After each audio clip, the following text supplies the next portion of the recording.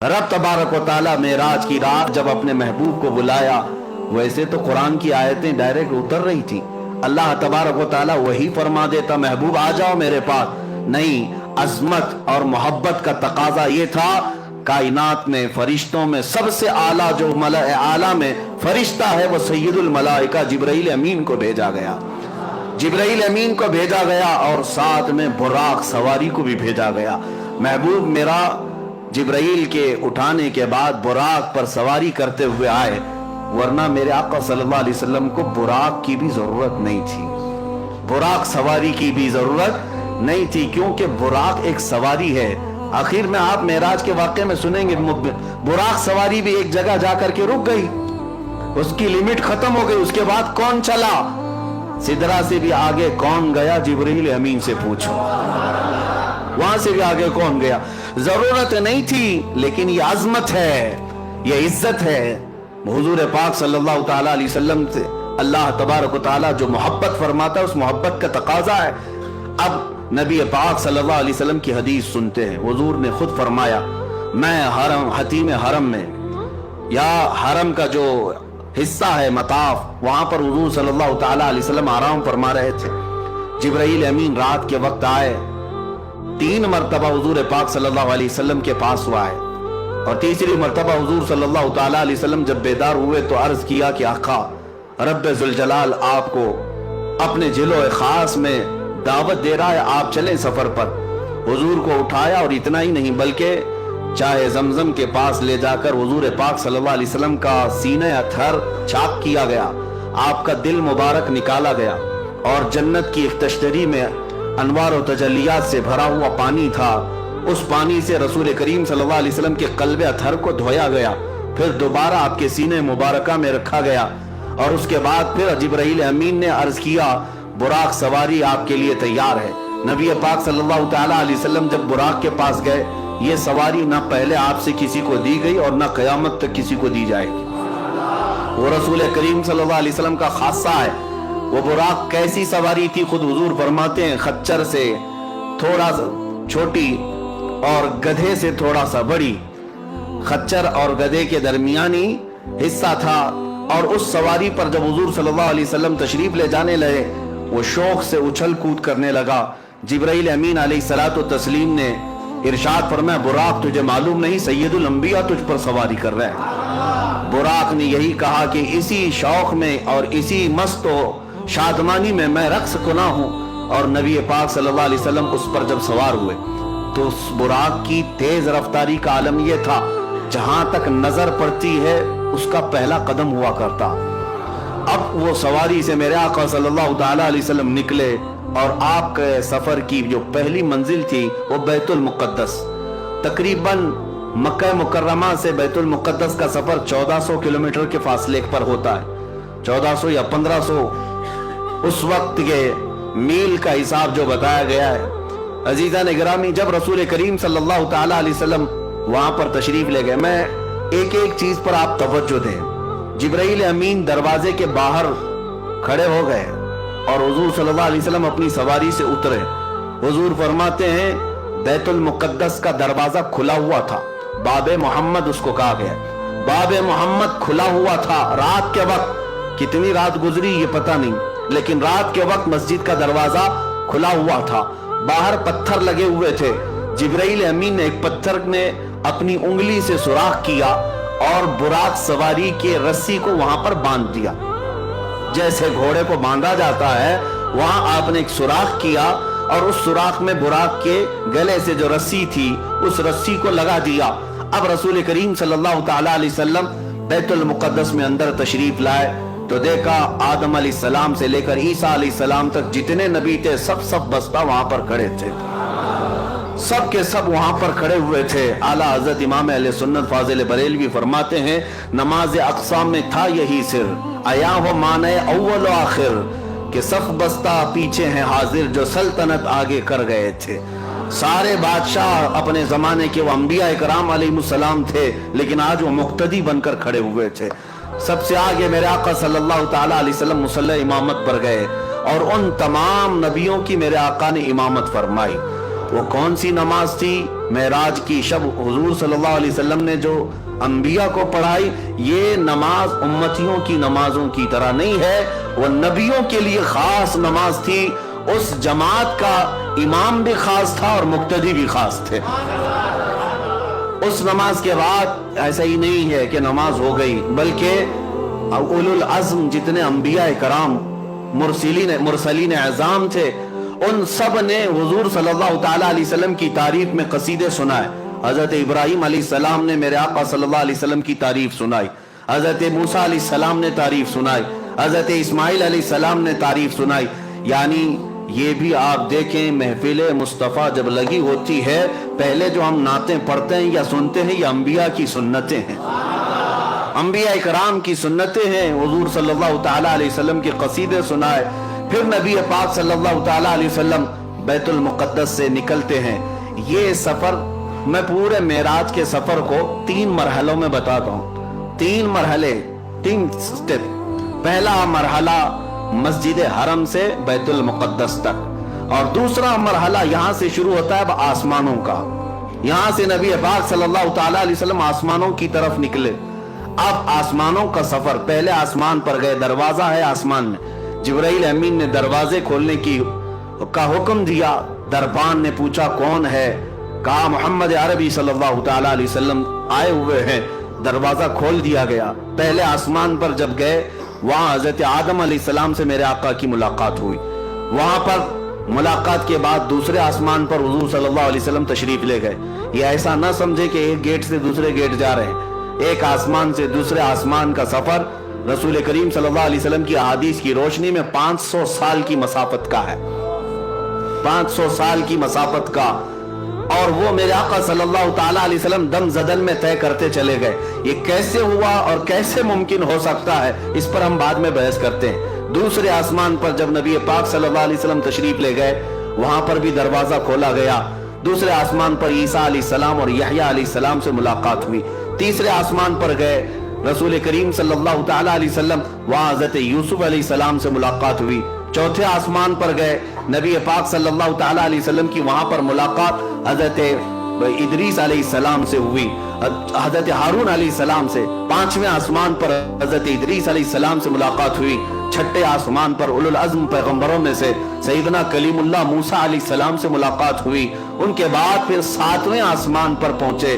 ہر آسمان کی شکل الگ، ہر آسمان کی حیت الگ، ہر آسمان کے دروازے الگ، ہر آسمان میں فرشتے بھی الگ۔ 7ویں آسمان پر جب گئے، نبی پاک صلی اللہ علیہ وسلم نے دیکھا ابو الانبیاء حضرت ابراہیم علیہ السلام وہاں پر تھے، ان سے ملاقات ہوئی۔ نبی پاک صلی اللہ تعالیٰ علیہ وسلم نے سب سے ملاقاتیں کی، سب سے بات چیت بھی فرمائی، اور اس کے بعد سدرۃ المنتہا پہنچے۔ سدرۃ المنتہا کیا ہے؟ ایک بیری کا درخت، ایک ایسا درخت جس کی لمبائی چوڑائی کو تم تصور میں بھی نہیں لا سکتے، تصور میں بھی نہیں لا سکتے۔ یہ پوری دنیا اس کے ایک پتے کے برابر بھی نہیں، پوری دنیا اس درخت کے پتے کے برابر نہیں۔ سدرۃ المنتہا وہ ایک جھاڑی ہے جس کے ارد گرد اللہ کے تمام فرشتے ہیں۔ سدرۃ المنتہا یہ جبرائیل امین علیہ الصلوۃ والتسلیم کا آخری مقام ہے۔ وہاں پہنچنے کے بعد اب جتنے فرشتے اللہ تعالیٰ کے ہیں سب ہجوم در ہجوم آنے لگے، اور یہ حدیث پاک میں ہے، سارے فرشتے آ کر اللہ رب العزت کی بارگاہ میں عرض کرنے لگے، اے مولا، آج تیرا محبوب تیرے قرب کے اور تیرے وصال کی لذتیں پانے کے لیے سفر معراج پر آیا ہے، اس سے بہتر موقع ہمیں نہیں ملے گا، ایک بار تیرے حبیب کے دیدار کا موقع عطا کیا جائے۔ اللہ رب العزت کی طرف سے ملائے اعلیٰ تمام فرشتوں کو اجازت دی گئی۔ حضور صلی اللہ تعالیٰ علیہ وسلم ارشاد فرماتے ہیں، میں سدرۃ المنتہا کے پاس تھا، فرشتے ہجوم در ہجوم آتے اور زیارت کرتے، درود پڑھتے اور نکلتے چلے جاتے۔ وہ کیسا سما تھا، وہ کیسا نور کا وہ ماحول تھا کہ اس لمحے، یہ کتنے لمحے گزرا، کتنا زمانہ گزرا، ہم میں سے کوئی ادراک نہیں کر سکتا، تصور نہیں کر سکتا۔ سدرۃ المنتہا کے سفر کے بعد یہ دوسرا مرحلہ ختم ہوا، یہ سیکنڈ سٹیپ، 3 سٹیپ میں بتا رہا ہوں۔ تیسرا مرحلہ اب سدرۃ المنتہا کے بعد براق کو بھی چھوڑ دیا گیا، جبرائیل امین بھی وہاں رک گئے، और हुजूर सल्लल्लाहु अलैहि वसल्लम ने उनसे कहा कि चलो जिब्राइल आगे। तो जिब्राइल कहने लगे लौ दनौतु अनमुलतन, अगर मैं एक राई के दाने के बराबर भी आगे बढ़ जाऊं तो अल्लाह की तजल्ली से मेरे पर जल जाएंगे। इससे ज्यादा की लिमिट नहीं है, इससे आगे नहीं जा सकता। आप तशरीफ ले जाएं, आपका रब आपका हामी व नासिर है। नबी पाक सल्लल्लाहु अलैहि वसल्लम उसके आगे का जो सफर फरमाते हैं। फिर भी अभी एक सवारी लाई गई जिसको रफ-रफ कहा गया। रफ-रफ ये बुराक से भी कई हजार दर्जे तेज रफ्तार, बुराक से कई हजार दर्जे तेज रफ्तार। उसमें जब नबी पाक सल्लल्लाहु ताला अलैहि वसल्लम सवार हुए तो जहां तक जिब्राइल की नजरें जाती थी वहां तक रफ-रफ गया। फिर हुजूर सल्लल्लाहु ताला अलैहि वसल्लम को रफ-रफ से भी उतरने का हुक्म हुआ। रफ-रफ से जब आप सल्लल्लाहु अलैहि वसल्लम उतर आए तो उस सवारी को भी छोड़ दिया गया। अब हुक्म हुआ कि अब महबूब अकेले जाएं, इससे आगे अब किसी का सफर नहीं है, अब आप अकेले जाएं। अब जिस जगह मेरे आका सल्लल्लाहु अलैहि वसल्लम गए उसको कहते हैं ला मकान। उसको क्या कहते हैं? ला मकान। ला मकान का मतलब होता है मकान है ही नहीं, जगह है ही नहीं। क्या बोलोगे उसको? उसका नाम क्या है? उसका नाम क्या? अच्छा, और दूसरी बात, वो कहां है, कैसा है, किधर है, ये भी नहीं पता। हम यहां हैं तो हमारे जिहतें हैं, 6 जिहत मशहूर है। जिहत किसको कहते हैं? डायरेक्शंस को। एक सामने, एक पीछे, एक दाएं, एक बाएं, एक ऊपर, एक नीचे, इसको जिहत कहते हैं। सामने होना, पीछे होना, दाएं होना, बाएं होना, ऊपर होना, नीचे होना, ये जिहत है, ये सिमत है। नबी पाक सल्लल्लाहु ताला अलैहि वसल्लम जहां तशरीफ ले गए वहां कोई जिहत ही नहीं, कोई जिहत नहीं। वहां सामने भी नहीं कह सकते, पीछे भी नहीं कह सकते, दाएं भी नहीं, बाएं भी नहीं, ऊपर भी नहीं, नीचे भी नहीं। ये सिर्फ मकान में होता है, ला मकान में नहीं होता। ला मकान में जिहतें नहीं होती। इसी को आला हजरत फरमाते हैं खिरत से कह दो कि सर झुका ले। खिरत कहते हैं अकल को, अकल के घोड़े दौड़ाने वालों, खिरत से कह दो कि सर झुका ले, यहां जिहत को पड़े हैं लाले। यानी जिहत जो है सिमत, उनको खुद ही नहीं मालूम। आला हजरत फरमाते हैं यहां जिहत को पड़े हैं लाले, किसे बताएं किधर गए थे नबी पाक सल्लल्लाहु ताला अलैहि वसल्लम, किधर गए थे कौन बताए? इधर गए थे कि उधर गए थे, उधर गए थे कि इधर गए थे। आला हजरत फरमाते हैं इधर उधर भी मकान में है, ला मकान में है ही नहीं। ला मकान में इधर उधर भी नहीं, यहां वहां भी नहीं, बल्कि वो ला मकान है। अब रसूल पाक सल्लल्लाहु अलैहि वसल्लम का वो नूरी सफर ये तीसरे मरहले का है। अब मैं आपको बताऊं, 3 सफरों के लिए 3 अलग अलग शान मेरे मुस्तफा को दी गई, अलग अलग शान। जाहिर सी बात है, मैं आपको बताऊं, हर सफर के कपड़े अलग होते हैं, हर सफर के कपड़े अलग होते हैं। कश्मीर जाओ तो ठंडी का लिबास लेके जाओ। हाँ, अक्सर ठंडियों के मौसम में यूं ही नहीं जाते, किसी गर्म जगह पर जा रहे हो तो वहां के कपड़े अलग होते हैं। हर जगह के कपड़े अलग होते हैं। जहां का सफर करना है वैसा लिबास, वैसा खाना। अब नबी पाक सल्लल्लाहु ताला अलैहि वसल्लम के इस सफर में अइम्मा इकराम ने फरमाया, पहला सफर जो था वो आलम बशरियत का था। मस्जिद हरम से मस्जिद अक्सा तक यह आलम बशरियत का सफर था, बशरियत का। और अब से यहां से बैतुल मुक़द्दस से सिदरतुल मुंतहा तक नबी पाक सल्लल्लाहु अलैहि वसल्लम की नूरानियत का सफर था। और सिदरतुल मुंतहा से अर्शे इलाही और लामका का सफर हकीकत मोहम्मदिया का था। अब उस हकीकत मोहम्मदिया को कोई पहचान नहीं सकता। बशरियत भी मेरे आका में है, नूरानियत भी मेरे आका में है, और हकीकत भी मेरे आका में है। और हर जगह का लिबास अलग है, और हर जगह की मेराज हुई। हर जगह की मेराज किसे कहते हैं? उरूज को, बुलंदी को। हर जगह वो चीज मेरे आका को दी गई जिसको आम इंसान कर ही नहीं सकता, आम इंसान कर ही नहीं सकता। बशरियत में मेरे आका को ऐसा ले जाया गया कि मस्जिद हरम से मस्जिद अक्सा तक का सफर कितने छोटे लम्हे में कराया गया। क्या कोई ये बशर कर सकता है? यह आलम बशरियत की मेराज थी, और यह भी मौजज़ा है। अब बैतुल मुक़द्दस से सिदरतुल मुंतहा का सफर यह नूरानियत का सफर है, और वो सफर भी कोई फरिश्ता भी नहीं कर सकता। वो नबी पाक सल्लल्लाहु ताला अलैहि वसल्लम को मेराज दी गई। अब सिदरतुल मुंतहा से रब्बे जुल जलाल की विसाल और कुर्ब तक की सबका सफर ये हकीकत मोहम्मदिया का सफर था। वहां भी मेराज हुजूर की बशरियत की भी मेराज है, नूरानियत की भी मेराज है, और हकीकत की भी मेराज है। ہر کیفیت اور ہر مرحلے کی معراج. اب یہ 3 مرحلوں سے جو سفر ہوا، اب میں آپ کو بتاؤں حضور رف رف کو چھوڑ کر پھر آگے کیسے گئے؟ آگے کیسے گئے؟ کدھر جاتے تھے؟ کہاں جاتے تھے؟ حضور پاک صلی اللہ تعالی علیہ وسلم فرماتے ہیں تنہائی کی وجہ سے بے چینی ہوئی، گھبراہٹ ہوئی. کسی کو ہوتی ہے بشریت کا تقاضا ہو، یا ایسی جگہ پر پہلی مرتبہ آمد جو جگہ ہی نہیں، وہاں کیا ہے؟ صرف نور ہی نور ہے، صرف نور ہی نور ہے. اور نور کا میں آپ کو بتاتا ہوں ایسا کیسے ہو سکتا ہے. لوگ سوچتے ہیں ایسا کیسے ہو سکتا ہے کہ آپ کہہ رہے ہیں دائیں بھی نہیں بائیں بھی نہیں آگے بھی نہیں پیچھے بھی نہیں، ایسا کیسے؟ نور کا یہی خاصہ ہے، نور کا یہی خاصہ، اس کی اسپیشلٹی یہی ہے. میں ابھی پوچھتا ہوں مسجد میں لائٹ لگی ہوئی ہے، لائٹ تو اوپر ہے، اجالا یہاں ہے. اب مجھے بتاؤ یہ اجالا سامنے ہے کہ پیچھے ہے کہ دائیں ہے کہ بائیں؟ اجالا کدھر ہے؟ کوئی کہہ سکتا ہے؟ آپ کہیں گے نیچے بھی ہے، اوپر بھی ہے، دائیں بھی ہے، بائیں بھی. نہیں، میں کہتا ہوں ایک جگہ بتاؤ، ایک جگہ بتاؤ یہ اجالا کہاں ہے؟ تمہارے سامنے ہے کہ پیچھے ہے کہ دائیں ہے کہ بائیں ہے؟ آپ کو مجبوراً کہنا پڑے گا یہ اجالے کی کوئی سمت ہی نہیں ہوتی، یہ اجالے کی کوئی جہت ہی نہیں ہوتی، اس کا ڈائریکشن نہیں، یہ پھیلا ہوا ہے. نبی پاک صلی اللہ علیہ وسلم جس لامقام میں گئے تھے وہ نور علی نور ہے، وہاں کوئی سمت نہیں تھی. اب نبی پاک صلی اللہ تعالی علیہ وسلم جب آگے بڑھنے لگے پھر رک گئے، آگے بڑھنے لگے پھر رک گئے. سنو اب اے محبوب اب رک جائیں، آپ کا رب خود قریب آ رہا ہے. یہ اب محبت کے تقاضے، عظمت کے تقاضے، میں آپ کو بلایا ہوں بلا تشبیہ و بلا تمثیل، ذہنوں کو قریب کرنے کے لیے کہہ رہا ہوں. آپ سے میں محبت کرتا ہوں، بلایا میں اپنی جگہ پر، اپنے گھر پر، قاصد بھی بھیجا، سواری بھی بھیجا، آپ آئے میرے گھر.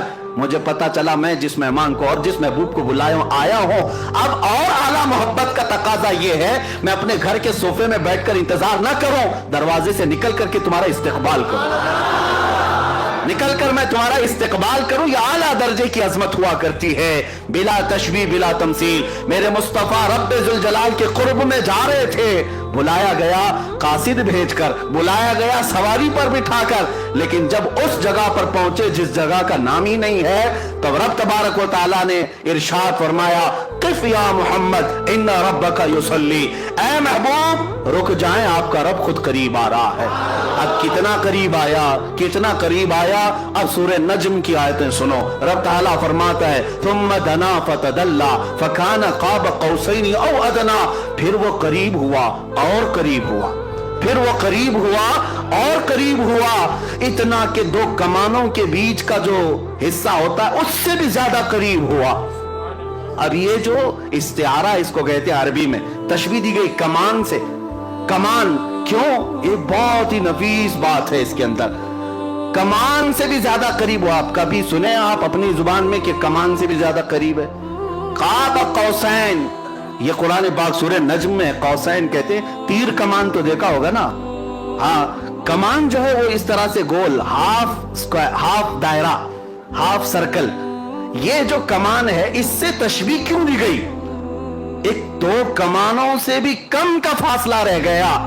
اصل میں لوگ یہ سمجھتے ہوں گے یہ جو تیر کمان ہے یہ نہیں ہے، عربوں کی ایک کہاوت ہے یہ، کیونکہ قرآن عربی میں نازل ہوا عربوں کو چیلنج کرتے ہوئے. ان کے ہاں جو محاورے چلتے تھے وہ کیا ہے پتا ہے؟ عرب قبیلوں میں، عرب خاندانوں میں ایک دستور تھا، 2 خاندان والے جب صلح کرتے، جب 2 خاندان والے کوئی معاہدہ کرتے، ایگریمنٹ کرتے کہ آج سے ہم اور آپ سگے بھائی کی طرح ہیں، محبت میں ہم ایک دوسرے سے بہت قریب ہیں، تو کیا کرتے تھے پتا ہے؟ ایک خاندان کا لیڈر دوسرے خاندان کا لیڈر دونوں میدان میں آتے اور دونوں کے ہاتھ میں کمان ہوتے تھے. توجہ سے سنیں، دونوں کے ہاتھوں میں کمان ہوتے اور تیر بھی ہوتے. دونوں محبت کا ایگریمنٹ کر رہے ہیں. دونوں 2 خاندانوں میں جب صلح ہوتی اور محبت کا معاہدہ ہوتا تو یہ کرتے، دونوں کمان لے کر کے میدان میں آتے. اب کیا کرتے؟ اس قبیلے والا اپنا کمان اس کو دیتا، اس کا کمان خود لیتا، بدل ہوتے، عدل بدل. یہ اس قبیلے کی کمان لیتا اور وہ اس قبیلے کی کمان لیتا. اب کیا کرتے؟ सुनिए अरबों की मोहब्बत के किस्से। दोनों कबीले वाले तीर चलाते अपने अपने कमानों से, तीर चलाते, और जब तीर जाकर गिरता तो दोनों खानदानों वाले नारा क्या लगाते पता है? कि तुम्हारा चलाया हुआ तीर हमारा है, हमारा चलाया हुआ तीर तुम्हारा है। ये मोहब्बत के लिए ये तरीका होता था। कौसैन इसको कहते, दो कमानों को, कि जब बहुत ज्यादा करीब हो जाएं तो मेरा तीर तुम चलाओ, तुम्हारा तीर मैं चलाऊं, लेकिन बात ये होगी सब में कि मेरा चलाया हुआ तुम्हारा समझा जाएगा, तुम्हारा चलाया हुआ मेरा समझा जाएगा।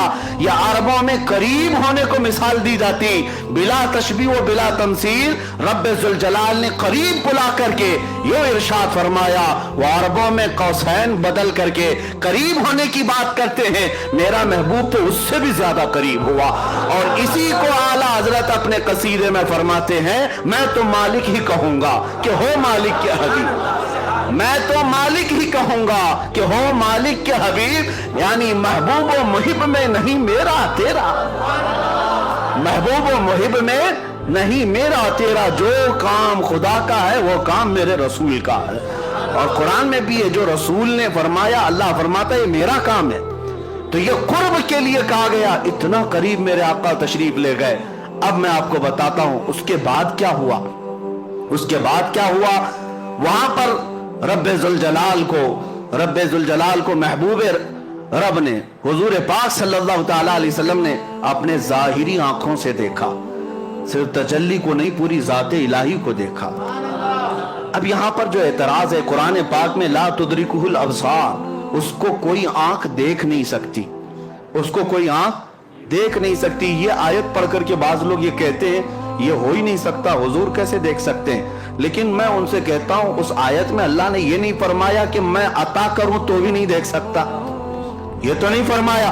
कोई आंख नहीं देख सकती यकीन है, लेकिन वो खुद किसी को ताकत दे दे तो मुमकिन है मौला करीम। अब मैं आपको उसी बहस की तरफ ले जाऊंगा। पहले इस मेराज के वाक़े को कंप्लीट करते हैं, क्योंकि ये हमारा दस्तूर है, पूरा आप सुन ले। करीब इतना हुए, अब उसके बाद कितनी देर रहे, क्या बातें हुई, ये महबूब व मुहिब के राज है। फ़अौहा इला अब्दिही मा औहा, कुरान में यह है कि अल्लाह ने अपने हबीब पर वही की जो वही की, खुद रब ताला नहीं बताया। कुरान में हर चीज बताई गई है, लेकिन वहां अपने हबीब को क्या बातें की, अल्लाह फरमाता है फ़अौहा इला अब्दिही मा औहा, अपने बंदे खास से जो बातें करनी थी कर लिया, रब हो गई बातें। अब उसके बाद रसूल पाक सल्लल्लाहु अलैहि वसल्लम इरशाद फरमाते, अल्लाह अज़्ज़ा वजल ने अपने दस्ते कुदरत को मेरे सीने पर रखा, जिसकी ठंडक मैंने अपने दिल में महसूस की, और उसके बाद मैंने जमीन और आसमान की हर छुपी हुई चीज को देख लिया, हर शय मेरे सामने आया हो गई। फिर आला हज़रत इसी को फरमाते, या रसूल अल्लाह, सरे अर्श पर है तेरी गुजर, दिरे फर्श पर है तेरी नजर, मलकूत मुल्क में नहीं कोई शय वो जो तुझ पे आया नहीं, और कोई गैब क्या तुमसे नेहा हो भला, जब न खुदा ही छुपा। सबसे आला दुनिया में कोई चीज आपको लगती हो तो आप अपने अपने हिसाब से अकल से सोचते होंगे आसमान सबसे बुलंद है, फलां उससे, लेकिन पूरी कायनात को बनाने वाला रब्बुल आलमीन है। उस रब्बुल आलमीन को जब रसूल पाक ने अपनी आंखों से देख लिया, खुदा देख लिया, तो फिर खुदाई क्या रह गई? खुदा को देख लिया तो फिर खुदाई कोई चीज बाकी न रही, सब देख लिया मेरे आका सल्लल्लाहु अलैहि वसल्लम ने। अब रब्बुल आलमीन के जिलुए खास से जब आना था तब वापस हुए, और कितने साल थे, कब आए, ये नूरी सफर है, इसमें कोई बता नहीं सकता। वापस जब मेरे आका सल्लल्लाहु ताला अलैहि वसल्लम तशरीफ लाए तो आपको पता है छठे आसमान पर हजरत मूसा अलैहिस्सलाम से मुलाकात हुई। अब यहाँ पर भी देखें मेहमान के तकाजे क्या क्या होते हैं। फिर मैं आता हूँ हमारी जिंदगियों के मामले में, आपके मिजाज को देख कर तोहफा देता हूँ। आप आए हैं, आप इतर पसंद करते हैं, इतर लेके जाइए। आपको कपड़े पसंद है, कपड़े लेकर के जाइए। आपको तस्वीर पसंद है, आप वो लेकर जाएं। हर एक आदमी पहले पूछ लेता है कि फलां को क्या पसंद है। आप अपने घर में आने के वक्त कई लोग पूछते हैं क्या मीठा पसंद करते हैं, क्या खाना पसंद करते हैं। यानी दस्तूर जिंदगी का ये है, आने वाले की पसंद देखी जाती है। اور وہی چیز کھلائی بھی جاتی، وہی چیز دی بھی جاتی. لیکن کمال ہے جب رسول پاک صلی اللہ تعالیٰ علیہ وسلم کو رب تعالیٰ تحفہ دے رہا ہے تو رسول پاک کی یقیناً پسند کے مطابق ہی دیا گیا ہوگا، پسند کے مطابق ہی دیا گیا ہوگا. اب یہاں سے پتہ چلتا ہے میرے آقا کا کمال. رسول پاک صلی اللہ تعالیٰ علیہ وسلم کو سب سے زیادہ کوئی چیز پسند تھی تو ہم غریب امتی پسند تھے. حضور کی یہی کی پسند ہے، امتی امتی. اسی لیے رب ذوالجلال نے تحفہ بھی کیا دیا، محبوب یہ آپ کی امت کے لیے، یا آپ کی امت کے لیے ہے، آپ لے جائیں. نبی پاک صلی اللہ تعالیٰ علیہ وسلم کو تحفہ ان کی سب سے عزیز چیز دی گئی. اسی لیے میرے آقا نے فرمایا جعلت قرۃ عینی فی الصلاۃ، نماز میں میری آنکھوں کی ٹھنڈک ہے. دیکھو تحفہ بھی وہی دیا گیا جو رسول کو سب سے زیادہ پسند تھا اور لے کر کے تشریف لائے. تو ابھی جو آپ سن بھی رہے تھے اور اس سے قبل سنے بھی ہوں گے، موسیٰ علیہ السلام ملاقات کیے، 50 نمازیں تھیں. کہا کہ آپ کی امت اتنی نہیں پڑے گی، کم کرا کر لائیں. حضور صلی اللہ تعالیٰ علیہ وسلم واپس تشریف لے گئے، 5 کم کرائے. یہ بار بار آتے تھے، بار بار جاتے تھے، 5 کم ہوتی تھی. 9 بار حضور گئے، 9 بار حضور پاک گئے اور 9ویں بار جب واپس تشریف لائے 5 بچی رہ گئی. حضرت موسیٰ علیہ السلام اس وقت بھی کہہ رہے تھے